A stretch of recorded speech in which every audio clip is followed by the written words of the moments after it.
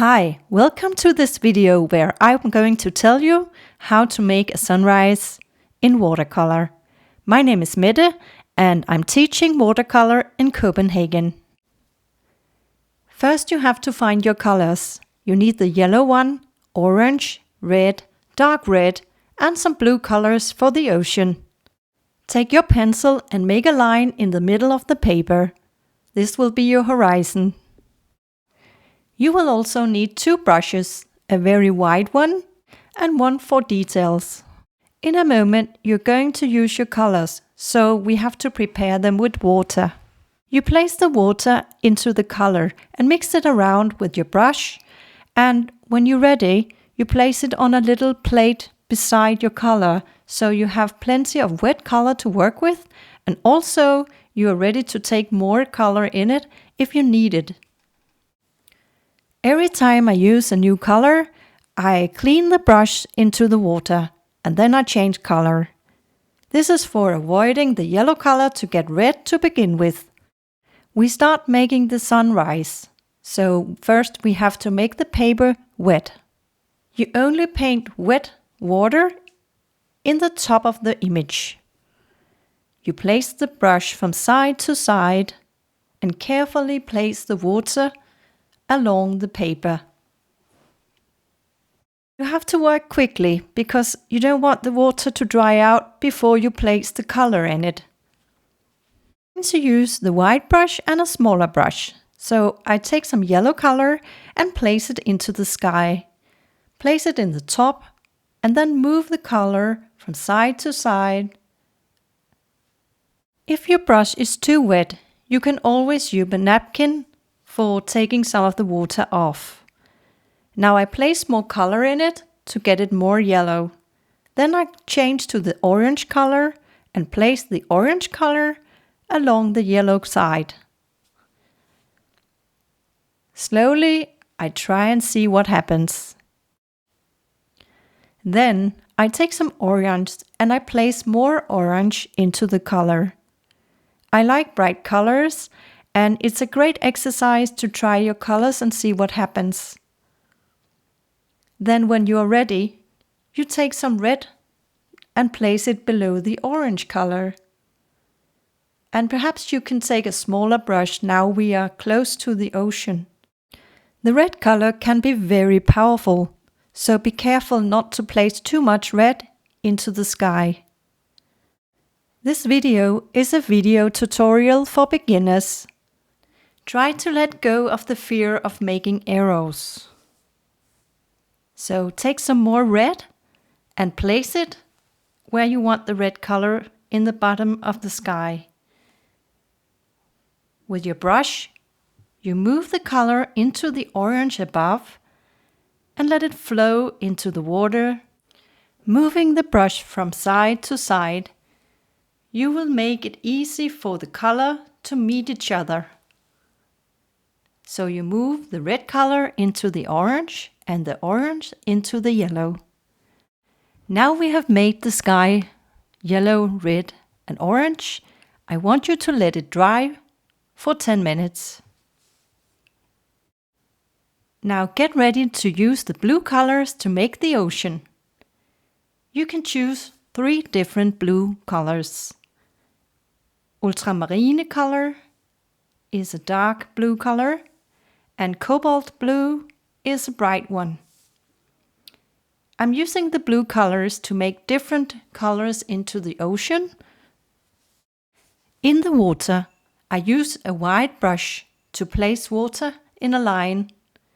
I also keep some of the paper open and dry. In the middle, I use a lot of water, and below, I use less water. When I'm going to have some areas without water, I can keep the white, wavy, white shadow open on the paper, and it gives me the opportunity to make an ocean with movements in it. So there will be a wave, and some places I can make the ocean brighter or darker. I want you to let the color float into the water. You can also lift the paper up a bit and let it flow down. Keep working with the color. As I said before, you can choose 3 different blue colors if you want to play with the different colors. If you find that difficult, you can choose just to use 1 blue color and then add the other colors later. In the top of the line, I use a very tiny pencil because otherwise the water will melt into the red color above. So always have a napkin beside you so you can remove colors you don't want on the paper if it runs into another color.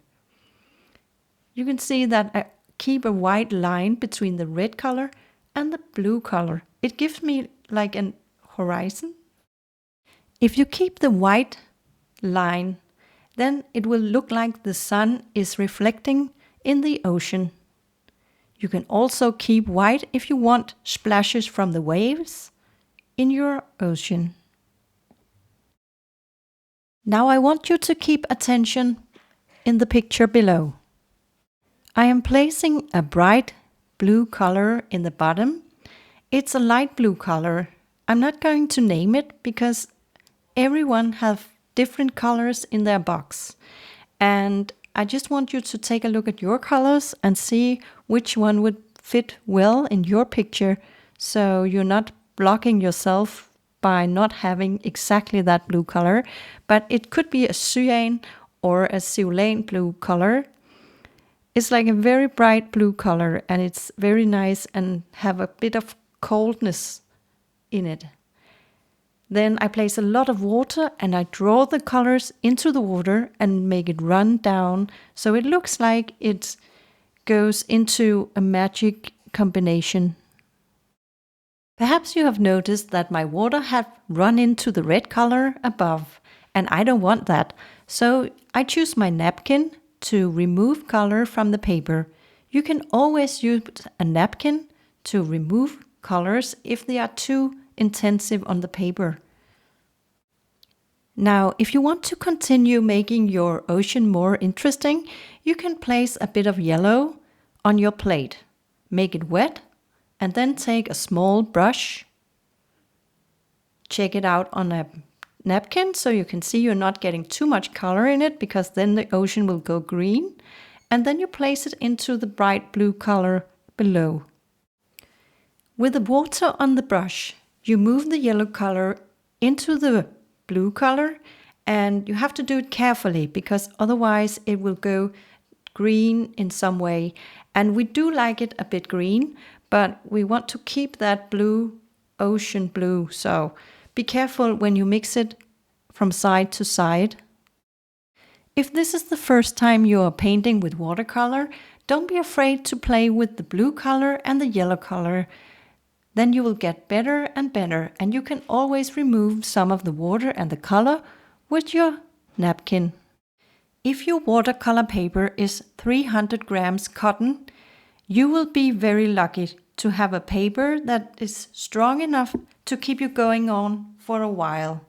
You can make many layers on a great paper, so I always recommend that you use a great paper for your watercolors. Now you are almost done with your picture. If you have too much water on the sides, I recommend you to move it away. Perhaps you think your picture is finished now, and that would be okay, but you can always continue working on your picture. For example, if you want to use some purple and make it more warm, we can place a bit of purple in our water as well. Let me show you how. You have to find your purple color at first, and then you have to make it wet. Then you check out the color on a piece of paper so you make sure that it's not too dark. Then you place a bit of the purple color into the ocean. I place a bit in the top of the ocean and then I kind of draw it down. I use water to make it more wet. And then I add more blue as well, so the two colors getting mixed on the paper. Now you're almost done with this watercolor and keep going on painting. Don't give up. Trust me, Every time you work with watercolors, you will improve your way of painting and it would make you better and better. So keep up the good work. This is a beginner's tutorial and you have to make many watercolors to improve your work. Whatever you do in life, don't give up. Try again and again, and if it doesn't work, you have to change your way of doing it.